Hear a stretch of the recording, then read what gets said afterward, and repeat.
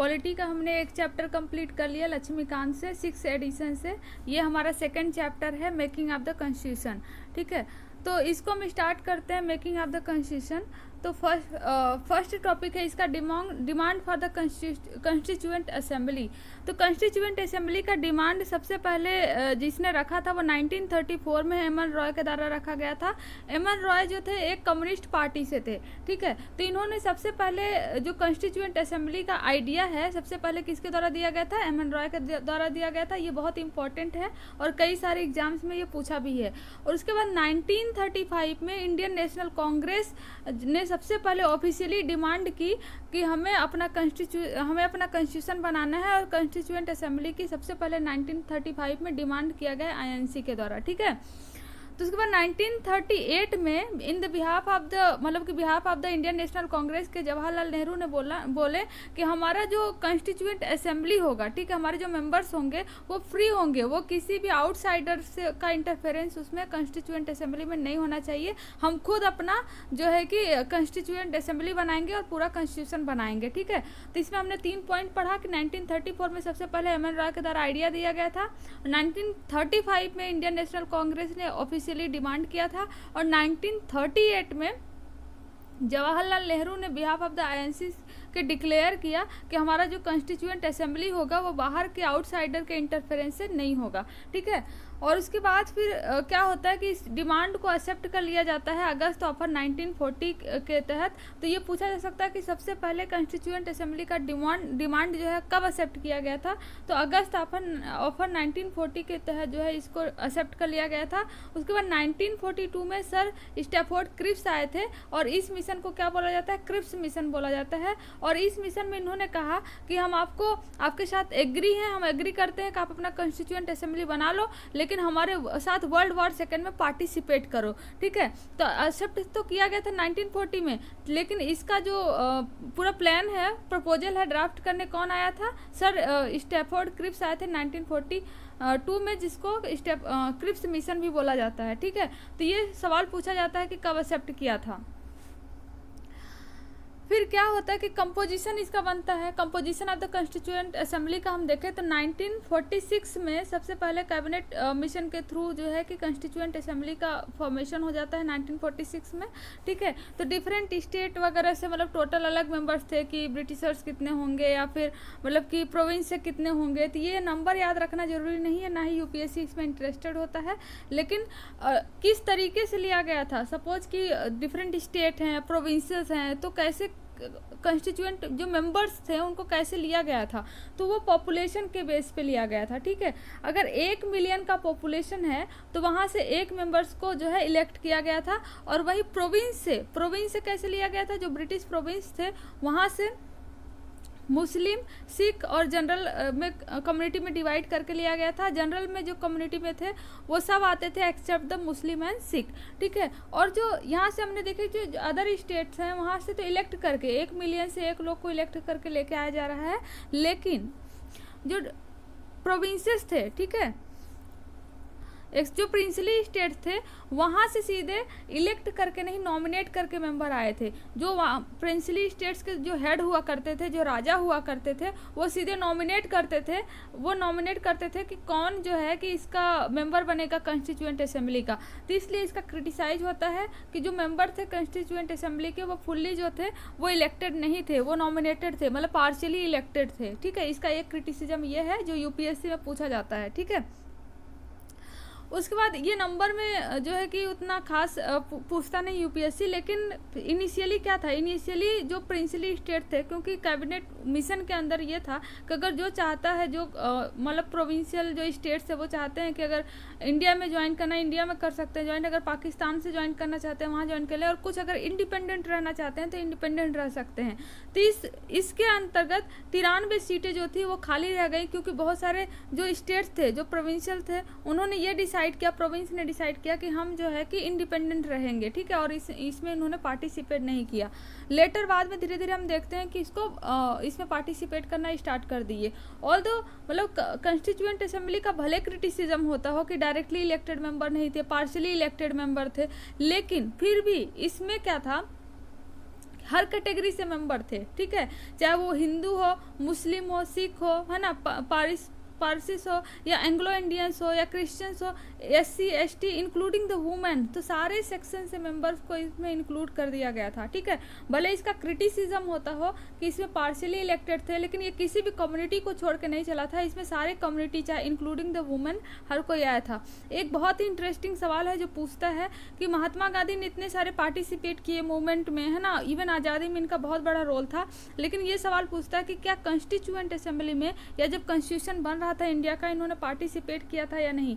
महात्मा गांधी इसमें पार्टिसिपेट नहीं किए थे। सारे जो असेंबली के इंपॉर्टेंट पर्सनालिटी मेंबर थे वो सारे के सारे इसमें आए थे, ठीक है, INC के सारे पर्सनालिटी इसमें आए थे एक्सेप्ट द महात्मा गांधी। महात्मा गांधी इसमें नहीं आए थे। ये बहुत ही इंपॉर्टेंट सवाल है और खासकर PCS जैसे एग्जाम्स में ये पूछा जाता है, ठीक है।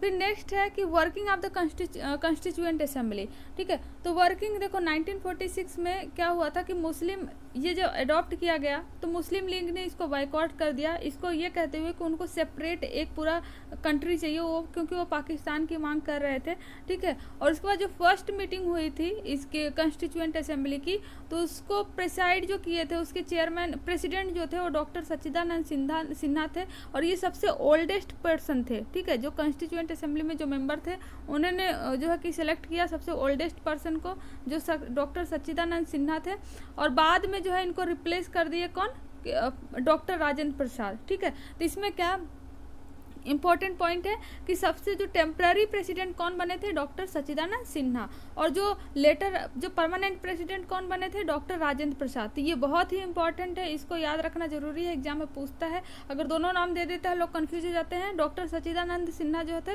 वो कॉन्स्टिट्यूएंट असेंबली के टेम्पररी प्रेसिडेंट थे, ठीक है, जबकि डॉक्टर राजेंद्र प्रसाद जो थे वो जो बाद में बने ये परमानेंट प्रेसिडेंट थे, ठीक है। और यहाँ पे कॉन्स्टिट्यूएंट असेंबली के 2 वाइस प्रेसिडेंट थे, एक तो SC मुखर्जी एंड दूसरा थे VT कृष्णचारी, ठीक है। तो 2 वाइस प्रेसिडेंट क्यों थे ये हम बाद में पढ़ेंगे। इवन 2 वाइस प्रेसिडेंट ही नहीं 2 प्रेसिडेंट भी थे, ठीक है। तो इसके क्योंकि डिफरेंट फंक्शन था। अब एक कॉन्स्टिट्यूएंट असेंबली बना, अब इन्हीं को कॉन्स्टिट्यूशन भी बनाना है, ठीक है। इन्हीं को लेजिस्लेचर का काम करना है। जब तक कि पूरा कॉन्स्टिट्यूशन बन के नहीं आ जाता, इलेक्शन नहीं होता, लोग नहीं आते, तब तक लॉ कौन बनाएगा, ठीक है। तो इन्हीं को 2 काम सौंप दिया गया। तो 2 काम करने के लिए अब 2 प्रेसिडेंट भी चाहिए जो प्रेसाइड करेगा, और 2 वाइस प्रेसिडेंट भी चाहिए, ठीक है। ये इसकी कहानी है। फिर क्या होता है कि ऑब्जेक्टिव रेजोल्यूशन आता है 1946 में। ऑब्जेक्टिव रेजोल्यूशन क्या, जैसे हम कोई काम करने जाते हैं तो हम एक दिमाग में सोचते हैं कि ये हमारा फ्रेमवर्क होगा, हम ऐसे ऐसे ऐसे करेंगे। तो इसी तरीके से ऑब्जेक्टिव रेजोल्यूशन जो फ्रेमवर्क था जो कि लाया गया था 1946 में जवाहरलाल नेहरू के द्वारा, और इन्होंने बताया कि हमारा कॉन्स्टिट्यूशन जो है ऐसे ऐसे पूरा होना चाहिए, पूरा फ्रेमवर्क दिया, जिसके बाद में जो है लोग सोच के फिर धीरे धीरे उसमें मॉडिफाई करके फिर पूरा कॉन्स्टिट्यूशन जो है हमारे वर्क में आया, ठीक है। तो इस जो फ्रेमवर्क था इसी में बात कर दी गई थी किसकी, जस्टिस की, social economic and political justice, ठीक है। कैसे फ्रीडम ऑफ थॉट होना चाहिए, फ्रीडम ऑफ एक्सप्रेशन होना चाहिए, belief, faith, worship, vocation, association, ठीक है, इस सब की फ्रीडम कैसी होनी चाहिए, और कैसे सेफ गार्ड प्रोवाइड किया जा सकता है माइनॉरिटी को, बैकवर्ड्स को, ट्राइबल एरिया को, इवन जो वुमेन्स हैं इन सबको कैसे सेफ गार्ड प्रोवाइड किया जा सकता है। ये सारे के सारे ऑब्जेक्टिव रेजोल्यूशन में आए थे, और बाद में धीरे धीरे इस पर प्लान बनना स्टार्ट हुआ, और पूरा जाके फिर कॉन्स्टिट्यूशन जो है वो वर्क में आया, ठीक है। फिर चेंज जो है कि changes by the independence act, ठीक है। तो जो हमारे 1935 का एक्ट था बहुत सारी चीज़ें उसमें से ली गई थी, लेकिन 1947 में जो इंडिपेंडेंस एक्ट आया इसमें बहुत सारे चेंजेस किए गए, और वो चेंजेस क्या थे, उसमें पहले चेंज ये था कि जो असेंबली बनेगी, मतलब कॉन्स्टिट्यूएंट असेंबली बनेगी, जो कॉन्स्टिट्यूशन बनाएगी वो फुल्ली सॉवरिन होनी चाहिए, ठीक है। सॉवरिन होनी चाहिए कि मतलब अगर कोई भी कॉन्स्टिट्यूशन का पार्ट बना दे तो कोई बाहर वाला आउटसाइडर जो है उसको इंटरफेयर नहीं कर सकता, ठीक है। तो इनको फुल्ली सॉवरिन प्रोवाइड किया गया, फुल्ली सॉवरिन बॉडी बनी इस एक्ट के थ्रू। दूसरे ये है कि assembly also become a legislative body. देखो जहाँ जो इम्पोर्टेंट पर्सनालिटी थे वो तो सारे के सारे किस में चले गए, कॉन्स्टिट्यूशन बनाने में चले गए, तब लेजिस्लेचर का काम कौन करेगा, तो इन्हीं को लेजिस्लेटिव बॉडी भी बना दी गई, ठीक है। तो इसीलिए 2 वाइस प्रेसिडेंट रखे गए, 2 प्रेसिडेंट रखे गए, ठीक है। जब कॉन्स्टिट्यूएंट असेंबली मिलती थी एज ए मतलब कि कॉन्स्टिट्यूशन बनाने के लिए, तो राजेंद्र प्रसाद के द्वारा इसको मतलब कि चेयर किया जाता था। मतलब अगर पूछा जाए कि कॉन्स्टिट्यूएंट असेंबली के जो प्रेसिडेंट थे राजेंद्र प्रसाद वो क्या करते थे, जब भी कॉन्स्टिट्यूएंट बॉडी जो है कोई कॉन्स्टिट्यूशन का पार्ट बनाने के लिए, है ना, कुछ डिस्कशन करने के लिए जब आती थी तो उसको प्रिसाइड कौन करते थे, चेयर करते थे डॉक्टर राजेंद्र प्रसाद। लेकिन जब भी constituent assembly as a meeting करती थी, ठीक है, लेजिस्लेटिव बॉडी की तरह, तो उसको चेयर किया जाता था जीवी मावलंकर के द्वारा, ठीक है। और इसी तरीके से हमने देखा 2 वाइस प्रेसिडेंट भी थे। तो कुछ इंपॉर्टेंट बात है, और भी फंक्शन है जो ये बहुत ही फैक्चुअल है और यूपीएससी और स्टेट पीसीएस में पूछा जाता है कि अदर फंक्शंस क्या थे जो कॉन्स्टिट्यूएंट असेंबली के द्वारा परफॉर्म किए गए। तो ये फंक्शन, इसकी डेट याद रखना बहुत ज़रूरी है। 1949 में, मई 1949 में जो है कि इंडिया ने रेटिफाई किया कि कॉमनवेल्थ जो कंट्री है उसकी मेंबर बनेगी। देखो कॉमनवेल्थ क्या था, जैसे ब्रिटिशर्स थे, ब्रिटिशर्स अब हर कंट्री में जो है बहुत सारे जिन जिन कंट्रियों में अपना कॉलोनी बना रखे थे, ठीक है, कॉलोनी बना रखे थे। लेकिन जब सेकेंड वर्ल्ड वॉर हुआ तो इनकी धीरे धीरे जो इकोनॉमिक कंडीशन थी वो कम होती गई। तब इनको लगा कि जिस तरीके से बना रखे थे वो टूटा ना पाए, कुछ तो होना चाहिए इनके पास। तो इन्होंने क्या किया, एक कॉमनवेल्थ बना दी कंट्री, जिसमें ये कॉलोनी बनाए थे वो सबको जो है उसमें ऐड कर लिए, मतलब कि ऐड जबरदस्ती नहीं किए, कंट्री के मतलब सहमति से हुए, वॉलेंट्री बेसिस पे हुआ। तो ताकि ये जो है कि हमेशा ये याद रहे कि ये कॉलोनी जो है ये कंट्री कभी न कभी ब्रिटिश की कॉलोनी हुआ करती थी, ठीक है। तो इस तरीके से कॉमनवेल्थ आया और इंडिया ने मई 1949 में इसको रेटिफाई कर दिया। उसके बाद ये डेट बहुत इंपॉर्टेंट है कि जुलाई 22 1947 को अडॉप्ट किया नेशनल फ्लैग, जो हमारा नेशनल फ्लैग है इंडिया का, ठीक है। ये तीनों सेम इंपॉर्टेंट डेट हैं। तो इसमें जनवरी 24 1950 को नेशनल एंथम को अडॉप्ट किया गया, वहीं जनवरी 24 1950 सेम डेट को नेशनल सॉन्ग को अडॉप्ट किया गया, और जनवरी 24 1950 को डॉक्टर राजेंद्र प्रसाद को फर्स्ट प्रेसिडेंट ऑफ इंडिया बनाया गया, ठीक है। तो ये डेट जो है बहुत ही फैक्चुअल है और बहुत ही ये इम्पोर्टेंट भी है, ठीक है। तो जो कॉन्स्टिट्यूएंट असेंबली थी उन्होंने 11 सेशन किए, पूरे कॉन्स्टिट्यूशन को बनाने में टोटल 11 सेशन हुए, 11 मीटिंग हुई, क्या होना चाहिए क्या नहीं होना चाहिए, क्या इंक्लूड करना चाहिए नहीं, डिस्कशन हुआ। और ये लगभग चलता रहा 2 साल 11 महीना और 18 दिन। 2 साल 11 महीना और 18 दिन के बाद पूरा कॉन्स्टिट्यूशन जो है हमारा वो वर्क करने लगा, ठीक है। और इन्होंने कॉन्स्टिट्यूशन बनाने के टाइम पे टोटल जो कंट्री 60 कंट्रियों के कॉन्स्टिट्यूशन से होके गुजरे, वहाँ से जो इम्पोर्टेंट थे, जो इंडिया के लिए सुटेबल थे, वहाँ से उसको छाटे और अपने कॉन्स्टिट्यूशन में फिर ऐड किए। फिर नेक्स्ट जो है कि ये इम्पोर्टेंट है, committee of the constitution assembly. देखो जब कॉन्स्टिट्यूएंट असेंबली थे तो वो सारे काम तो एक आदमी करता नहीं, उसमें डिवाइड करना पड़ेगा कि कौन कौन सा काम करेगा, कौन कौन सा पार्ट मतलब कि कंप्लीट करेगा, ठीक है। तो कुछ मेजर कमिटियाँ बनी, कुछ माइनर कमिटियाँ बनी। तो जो मेजर कमिटियाँ हैं वो यूपीएससी पीसीएस के पॉइंट ऑफ व्यू से बहुत इंपॉर्टेंट है। तो मेजर कमिटियाँ कौन कौन सी हैं, यूनियन पावर कमेटी जो जवाहरलाल नेहरू के मतलब कि हाथ में था, इसको संभाले हुए थे। तो जवाहरलाल मेजर कमेटियों में से 3 पावर जो है वो सीधे जवाहरलाल नेहरू के हाथ में था। एक तो यूनियन पावर कमेटी, दूसरे यूनियन कॉन्स्टिट्यूशन कमेटी, और जो थर्ड है वो था स्टेट्स कमेटी, ठीक है, ये भी जवाहरलाल नेहरू के हाथ में था।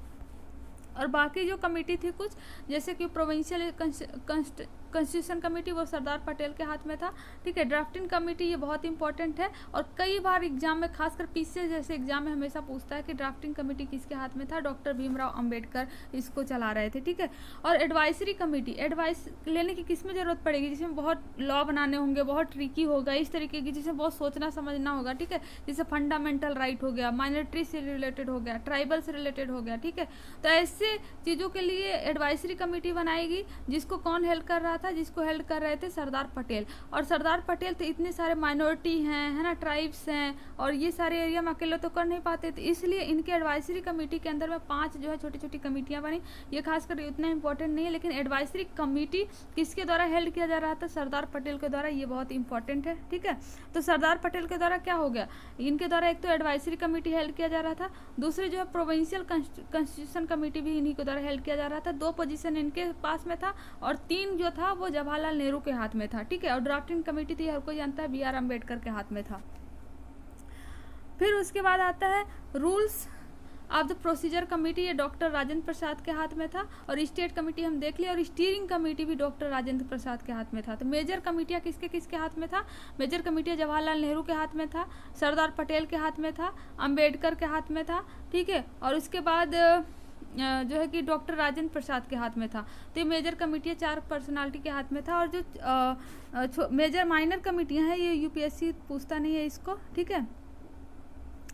जो ड्राफ्टिंग कमेटी है, ड्राफ्टिंग कमेटी में टोटल 7 मेंबर थे। हमने देखा कि इसको कौन चेयर कर रहा था, कौन संभाला था, इसको BR अम्बेडकर के द्वारा जो है ड्राफ्टिंग कमेटी चेयर किया जा रहा था। और इसमें टोटल 7 मेंबर थे। 7 मेंबर याद करना जरूरी नहीं है, लेकिन चेयरमैन इसके कौन थे, डॉक्टर BR अम्बेडकर, ये बहुत इंपॉर्टेंट है, ठीक है। फिर उसके बाद आता है कॉन्स्टिट्यूशन जो था वो हमारा अडॉप्ट किया गया था, कुछ पार्ट इसके नवंबर 26, 1949 में। होल कॉन्स्टिट्यूशन जो है वो नवंबर 26, 1949 में अडॉप्ट नहीं किया गया था। जो पार्ट रह गया था उसको अडॉप्ट किया था 26 जनवरी 1950 में, ठीक है। तो 26 जनवरी 1950 में क्यों अडॉप्ट किया गया था, ये बहुत इंटरेस्टिंग कहानी है, क्योंकि लाहौर सेशन हुआ था कब, 1929 में, ठीक है। लाहौर सेशन 1929 में हुआ था। उसी समय डिक्लेयर किया गया था ANC के द्वारा कि जो 26 जनवरी 1930 को हमारा पूर्ण स्वराज डे मनाया जाएगा। क्या मनाया जाएगा, पूर्ण स्वराज डे, ठीक है। तो इसलिए 26 जनवरी को एज ए रिपब्लिक डे जो है स्टार्ट किया गया। और इसी 26 जनवरी 1950 को पूरा कॉन्स्टिट्यूशन जो है वो फ्रेमवर्क वो वर्क में आ गया, ठीक है।